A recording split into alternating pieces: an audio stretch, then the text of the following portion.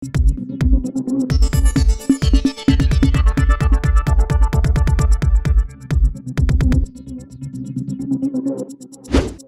News Maharashtra बातमीचे वास्तववादी विश्लेषण.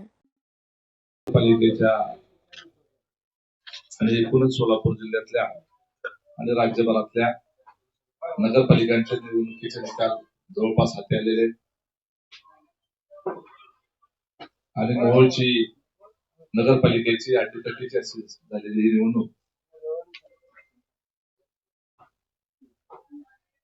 या ठिकाणी अत्यंत महत्वपूर्ण अशी होती. कारण 40 वर्ष एका विचाराने राष्ट्रवादी काँग्रेस पार्टी सोबत असलेलं नेतृत्व जवळपास सातत्यानं 30 वर्ष सलग या तालुक्याची विधानसभा ताब्यात असलेलं नेतृत्व, त्याच्या आधी 2 वेळा असं 40 वर्ष या तालुक्याची दुराजनी एक हाती स्वतःच्या नेतृत्वात नियंत्रण ठेवली होती. ते राजन पाटील भारतीय जनता पार्टीमध्ये गेल्यानंतर भारतीय जनता पार्टीची ताकद, पालकमंत्र्याची ताकद, सर्व प्रकारच्या यंत्रणेची ताकद असताना भारतीय जनता पार्टीमध्ये त्यांनी प्रवेश केल्यानंतरची ही पहिलीच निवडणूक, जी प्रत्यक्षात निवडणूक झाली ती पहिली निवडणूक. त्या निवडणुकीमध्ये मी भारतीय जनता पार्टीचा पराभव म्हणणार नाही, तर राजन पाटील यांचा या ठिकाणी पराभव झालेला आहे. आमच्या नगराध्यक्ष पदाच्या उमेदवार कुमारी सिद्धी वस्त्रे या धनुष्यबाण चिन्ह घेऊन आमचे या निवडणुकीचे पॅनल प्रमुख, ज्यांच्या नेतृत्वामध्ये मोहोळ शहराच्या या नगरपालिकेची निवडणूक आम्ही लढवली, ते रमेशजी बारसकर, त्यांच्या नेतृत्वामध्ये कुमारी सिद्धी वस्त्रे या नगराध्यक्ष पदाच्या उमेदवार जवळपास 6273 मतं घेऊन 170 मतांनी विजयी झाला. सर्वप्रथम मी त्यांचं अभिनंदन करतो. या सर्वच निवडून आलेल्या उमेदवारांचं अभिनंदन करण्यासाठी खुद्द आपल्या जिल्ह्याचे ज्येष्ठ नेते, राष्ट्रवादी काँग्रेस पार्टीचे जिल्ह्यातले सर्वात ज्येष्ठ नेते असलेले जिल्हा परिषदेचे माजी अध्यक्ष प्रधान काका साठे या ठिकाणी आवर्जून उपस्थित झालेले आहेत. अजूनही बरेच मान्यवर या ठिकाणी उपस्थित आहेत. आमच्या प्रभाग क्रमांक 2 सपना अष्टूर, त्याचबरोबर 2 मध्ये अजयजी कुर्डे, 3 मध्ये साखराबाई बरकडे, 3 मध्ये स्वतः खुद्द प्रथम नगराध्यक्ष रमेशजी बारसकर, त्याचबरोबर 8 मध्ये राणी चंद्रकांत गोडसे, 9 लखन जगदीश कोळी, 9 श्री शेख सरताज सलीम आणि 10 मध्ये चैतन्य प्रभाकर देशमुख, असे आमचे 8 उमेदवार हे निवडून आलेले आहेत. मी सर्व उमेदवारांचं, नगराध्यक्षांचं मनापासून अभिनंदन करतो. या ही निवडणूक एक आगळीवेगळी निवडणूक होती. प्रचंड मोठ्या प्रमाणावर पैशाचा वापर त्या निवडणुकीमध्ये झाला होता. ही गोष्ट खरी आहे. प्रत्येकाला, मोहोळ शहरातल्या नागरिकांना ती माहित आहे. एका मताला 5,000 पासून ते 10,000 रुपयेपर्यंत त्या ठिकाणी खर्च करण्याची तयारी विरोधातल्या लोकांनी दाखवली आणि ती केली देखील. तुम्ही समोर पत्रकार आहात, तुम्हाला सगळ्या गोष्टी माहित आहेत. अशाही परिस्थितीमध्ये धनशक्ती विरुद्ध जनशक्तीचा हा विजय हा प्रत्यक्षात केवळ बोलण्यापुरता नव्हे, तर प्रत्यक्षात हा जनशक्तीचा विजय आहे. या मोहोळ शहरात मोहोळच्या 72 मतदारांनी आंगरकरांची राक्षसी प्रवृत्ती या मोहोळ शहरात घुसू दिली नाही. त्याबद्दल या मोहोळ शहराच्या मतदारांचं मनापासून अभिनंदन करतो. आणि त्याचबरोबर या शहराचा, या तालुक्याचा एक नागरिक म्हणून या मोहोळ शहरातील मतदारांचं मनापासून आभारही मानतो. कारण त्यांनी एवढ्या मोठ्या धनशक्तीच्या समोर स्वतःची अशी एक जनशक्ती तयार करून या मोहोळ शहराला एक प्रकारे वाचवलेला आहे. आणि त्याबद्दल मी या शहराच्या मतदारांचं मनापासून अभिनंदन करतो. आणखी एक गोष्ट नमूद केली पाहिजे.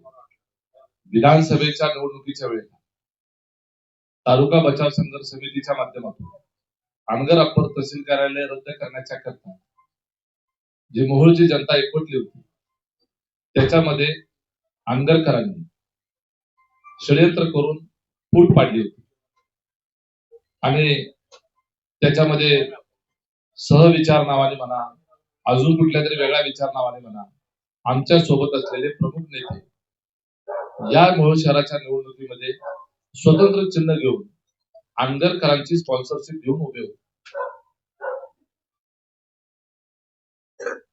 लोकांनी अनगरकरांचा हा कावा, त्यांचा डाव, त्यांचे षडयंत्र ओळखलं आणि नगराध्यक्ष पदाच्या करता कसल्याही परिस्थितीत हे शहर अनगरकरांच्या ताब्यात जाता कामा नये याच्या करता निर्धार करून नगराध्यक्ष पदाला सर्वाधिक मतं देऊन त्या ठिकाणी विजयी केलं. ज्यांनी मशाल चिन्ह घेतलं होतं, ज्यांनी तुतारी घेतली होती, ज्यांनी काँग्रेसचा हात घेतला होता, त्यांना जी मतं मिळालेली आहेत ही मतं अनगरकरांच्या विरोधातली मतं आहेत आणि अनगरकरांच्या विरोधातल्या मतांची जर बेरीज केली तर जवळपास 11,000च्या पुढे ती जातात. 17,000 एकूण मतदान झालेलं आहे. विरोधामध्ये 11,000 मतं ही खऱ्या अर्थानं आमच्या नगराध्यक्ष पदाच्या उमेदवाराची ती मत आहे. परंतु विरोधी मतामध्ये फूट पाडण्याच्या करता ते षडयंत्र केलं गेलं. 11,406 मत ही अनगरकरांच्या उमेदवाराच्या विरोधात पडलेली मत आहे.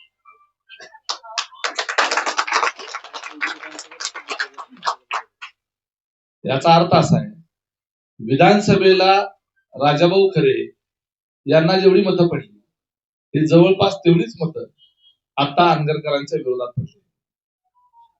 त्यामुळं अनगरकर हे आता फक्त अनगरपुरतेच मर्यादित राहिलेले आहे. उज्ज्वला तिथे या ठिकाणी बसलेले आहेत. आम्हाला न्यायालयीन पातळीवर अपयश जरी आलं असलं तरी उभ्या महाराष्ट्राच्या समोर अनगर नगरपंचायतीची निवडणूक न होता जिंकलेली ती निवडणूक आहे. त्यामुळं माझं भारतीय जनता पार्टीच्या शीर्षस्थ नेत्यांना आवाहन आहे, आपण लोकशाही मानणारी लोक आहोत. त्यामुळं हुकुमशाहीच्या दडपशाहीच्या जोरावर उमेदवारी अर्ज भरला जाऊ नये अशा पद्धतीची दादागिरी करून अनगरची जी नगरपंचायत जिंकलेली आहे ती त्यांनी त्यांच्या लिस्टमध्ये दाखवू नये, कारण ती लोकशाही मार्गाने झालेली निवडणूक नव्हती. त्यामुळं सोलापूर जिल्ह्यामध्ये भारतीय जनता पार्टीच्या माझ्या माहितीप्रमाणे रेकॉर्डवर 4 नगरपालिका आलेल्या आहेत. प्रत्यक्षामध्ये अनगर वजा केली तर 3च आलेल्या आहेत असं आपल्याला म्हणावं लागेल. या संदर्भामध्ये जय पराजय निवडणुकीमध्ये होत असतो. पराभूत झालेल्या दुसऱ्या क्रमांकाच्या उमेदवार क्षीरसागर ताई, शीतलताई क्षीरसागर यांचं देखील मी अभिनंदन करतो, कारण त्यांनी चांगली लढत दिली. मशालीवरचे उमेदवार उज्ज्वलाताई कांबळे यांचं देखील अभिनंदन करतो, त्यांनी देखील चांगली लढत दिली. निवडणुकीमध्ये जय पराजय होत असतो. व्यक्तिगत आक्रोश आणि द्वेष असा ठेवण्याचं काही कारण नाही. त्या मोहोळ शहरामध्ये ज्या मतदारांनी आम्हाला मतदान केलं त्यांचं तर निश्चित आम्ही आभार व्यक्त करूच, आभारी आहोतच. परंतु ज्यांनी आम्हाला मतदान केलं नाही त्यांच्याबद्दलही कुठलाही रोष, राग आमच्या मनामध्ये असणार नाही, आमच्या नगराध्यक्षाच्या आणि आमच्या सर्व नगरसेवकांच्या मनात असणार नाही. निवडणूक संपली, राजकारण संपलं. आता सर्वांनी मोहोळ शहराच्या विकासाच्या करता म्हणून कंबर कसून आपल्याला काम केलं पाहिजे. या निवडणुकीमध्ये आम्ही जाणीवपूर्वक मतांची विभागणी टाळण्याच्या करता एक धोरणात्मक बाब म्हणून, एक रणनीतीचा भाग म्हणून आमचे सर्वच्या सर्व उमेदवार धनुष्यबाणावर उभा केले होते. या निवडणुकीची धुरा प्रथम नगराध्यक्ष रमेशजी बारसकर यांच्याकडे सोपवली होती. त्यांनी प्रथम नगराध्यक्ष म्हणून या शहराचं यापूर्वी नेतृत्वाने चांगलं काम केलेलं आहे आणि त्या आधारावर राष्ट्रवादी काँग्रेस पार्टी अजितदादा आणि शिवसेना एकनाथ शिंदे असं आम्ही एकत्रित म्हणून निवडणुकीला सामोरं गेलो आणि आम्हाला त्या ठिकाणी नगराध्यक्ष निवडून आणण्यामध्ये यश मिळालेलं आहे. याचा अर्थ आमच्या रणनीतीचा हा विजय. अनगरकरांना मोहोळ शहरात घुसून द्यायचं नाही, हा जो मोहोळ शहराचा पण होता तो पूर्ण झालेला आहे आणि मोहोळ शहराची शान देखील अबाधित राहिलेली आहे. मी रमेश बारसकरांना विनंती करतो की आपण देखील मोहोळ शहराच्या जनतेला या निमित्तानं संबोधित करा.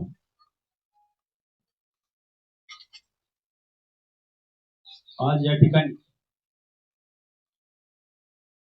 2025 मोहोळ नगरपालिकेच्या निवडणुकीच्या निकालाच्या निमित्तानं आपण सर्वजण या ठिकाणी उपस्थित राहिला त्याबद्दल सर्वांचं मनापासून स्वागत करतो.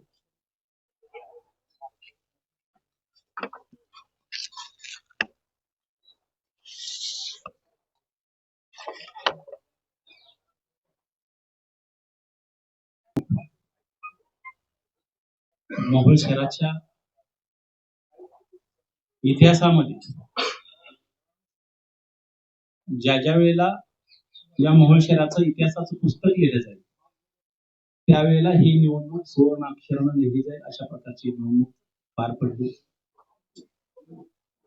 प्रथमतः सर्व कार्यकर्त्यांनी कष्ट घेतलं. प्रभाग क्रमांक 1 ते 10 त्यांचं मी अभिनंदन करतो. दुसरे, जरी आमचे उमेदवार काही ठिकाणी पराजित झाले असतील तरी देखील त्या उमेदवारांच्या कष्टामुळं, त्यांनी केलेल्या प्रयत्नामुळं, विजय झालेल्या उमेदवारांच्या कष्टामुळं, त्यांनी केलेल्या प्रयत्नामुळं मोहोळ शहरातल्या सर्व सुजाण मतदार बांधवाच्या प्रयत्नामुळं खऱ्या अर्थानं हे सिद्धी वस्त्रे यांच्या रूपातून नगराध्यक्ष पदासाठी ही यश आलेलं आहे. त्यामुळं मी ज्यांची या ठिकाणी आधी नावं घेतली त्यांचं मनापासून या ठिकाणी अभिनंदन करतो. ही लढाई केवळ एकट्या डोक्याचा विजय नसून हा सामूहिक विजय आहे आणि हा सामूहिक विजय सर्व मतदारांना, कार्यकर्त्यांना आणि आमच्या पराजित झालेल्या उमेदवाराला या ठिकाणी अर्पण करतो. ज्यावेळेला या मोहोळ शहरातली जनता, आता दादांनी सांगितलं की जनशक्ती विरुद्ध धनशक्ती, धनशक्तीचा वापर या ठिकाणी बराच केला गेला आणि ही निवडणूकच धनशक्ती विरुद्ध जनशक्ती होती आणि धनशक्तीचा पराजय झाला आणि जनशक्तीचा विजय झाला. मोहोळ शहरातली जनता ही स्वाभिमानी जनता आहे. ज्या वेळेला इंग्रजाबरोबर लढायचं होतं त्यावेळेला आमच्या मोहोळ शहरातल्या जनतेनं इंग्रजाबरोबर लढत असताना छातीवर गोळ्या झेलल्या, पाठीवर काट्या झेलल्या, तरी देखील संघर्ष थांबवला नाही आणि जुलमी इंग्रजाच्या विरोधात लढण्याचं काम करून देशाला स्वतंत्र मिळवण्यासाठी त्यांचा देखील मोठा सहभाग. त्याच पद्धतीनं राजन पाटील हे सत्ता ही, शाहू महाराजांना सांगितलं होतं, सत्ता ही जनतेच्या सेवेकरता वापरायची असती, जनतेवर गाजवायची नसती. पण त्यांनी त्याच्या उलट सत्ता ही जनतेवर गाजवण्यासाठी अनेकांना पोलीस स्टेशन असेल, तहसील कार्यालय असेल, वेगवेगळ्या सरकारी यंत्रणा असतील, याच्या माध्यमातून वेठीत धरण्याचं काम केलं आणि इंग्रजासारखा जुलमी राजकारण या ठिकाणी मागच्या 35 वर्षांमध्ये त्यांनी केलं. आता देखील या नगरपालिकेच्या निवडणुकीच्या अनुषंगाने अनेक उमेदवारांना दमदाटी केली गेली, दादागिरी केली गेली, तरी देखील या स्वाभिमानी मोहोळ शहरातल्या जनतेने अनगरकरांचा पराजय केला. पर्यायानं भाजपचा पराजय झाला आणि शिवसेना, धनुष्यबाण, अजितदादा व सर्व मित्र पक्ष यांचा खऱ्या अर्थानं हा विजय झालेला आहे. आणि हा विजय केवळ निवडून आलेल्याच नगरसेवकाच्या वार्डापुरता निधी वापरला जाणार नाही, तर प्रभाग क्रमांक 1 ते 10 पूर्ण मोहोळ शहरासाठी जरी आमचा उमेदवार तिथं पराजय झाला असेल तर तो जो उमेदवार आहे तोच आमचा नगरसेवक म्हणून या ठिकाणी आम्ही त्यांना देखील विश्वासामध्ये घेऊ. त्यांनी जे कामं सांगतील ते आम्ही ठराव करू. आता कोणी म्हणत असतील 8 जागा आल्या आणि 9 आणि मेजॉरिटी आमची आहे. नगराध्यक्ष म्हणून मी या ठिकाणी काम केलेलं आहे. नगराध्यक्षाला जो अजेंडा असतो तो अजेंडा बनवण्याचा अधिकार फक्त नगराध्यक्षालाच असतो, सदस्याला नसतो. कारण अजेंडावर विषय घेण्याचा अधिकार हा नगराध्यक्षाचा असतो. त्यामुळं कामकाज करताना कुठल्याही प्रकारची अडचण येणार नाही. नगराध्यक्षाचा दीर्घकाळ अनुभव असलेला मी देखील सभागृहामध्ये असल्यामुळे आमची भूमिका असं राहील की शहराच्या विकासासाठी आम्ही कुठल्याही प्रकारचा पक्षभेद, धर्मभेद, जातीभेद न करता सर्व मोहोळ शहरच आमचं आहे या दृष्टिकोनातून या मोहोळ शहराचा विषय, विकासाचा विषय आम्ही मार्गी लावू. आम्ही लोकांना जे जे सांगितलेलं आहे, पाणी पुरवठ्याचा विषय असेल, मुख्य रस्त्याचा विषय असेल, अनेक रस्त्याचा विषय असेल, स्वच्छतेचा विषय असेल, या सगळ्या विकासासाठी आम्ही या ठिकाणी कटिबद्ध राहू. आणि या मोहोळ शहराचं परिवर्तन, विकास कशाला म्हणतात तर या 5 वर्षामध्ये आम्ही करून दाखवू. करून दाखवण्याचं कारण असंच आहे की सत्तेमध्ये आता 4 वर्ष आम्ही आहे. आमचा उपमुख्यमंत्री आहे, नगर विकास मंत्री आहे, उमेशदादा जिल्हा अध्यक्ष असल्यामुळे अजितदादा हे अर्थमंत्री आहेत.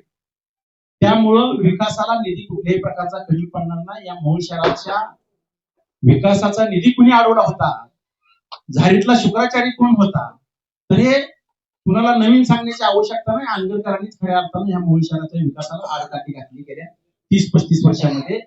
आणि ती आडकाठी आता त्यांचा आमदार नसल्यामुळे ते दूर झालेली आहे आणि आता त्यांची नगरपालिका बी नाही आल्यामुळं ते देखील दूर झालेले आहे. आम्ही येणाऱ्या जिल्हा परिषद मध्ये देखील ज्यांना आम्ही म्हणत होतो दीपक मेंबर यांना की आपण एकत्र लढू, आपण एक संघ निवडणुकीला पुढे जाऊ, पण त्यांनी कुणाचं ऐकून केलं हे आम्हाला माहित नाही. तरी त्यांनी स्वतंत्र लढण्याचा निर्णय घेतला, पण जनतेने त्यांना नाकारलं आणि आम्हाला स्वीकारलं. येणाऱ्या जिल्हा परिषद मध्ये देखील उमेशदादा यांच्या नेतृत्वाखाली आमदार म्हणून राजाभाऊ खरे आमचे मार्गदर्शक असतील, चरणराज चौरे असतील, सर्वच तालुक्यातले नेते असतील. ज्या पद्धतीने नगरपालिकेची निवडणूक चोरशीनं लढलो त्याच पद्धतीने येणाऱ्या जिल्हा परिषद पंचायत समितीमध्ये देखील चोरशीनं लढून विजय प्राप्त करू, अशा प्रकारचा आशावाद या ठिकाणी व्यक्त करतो.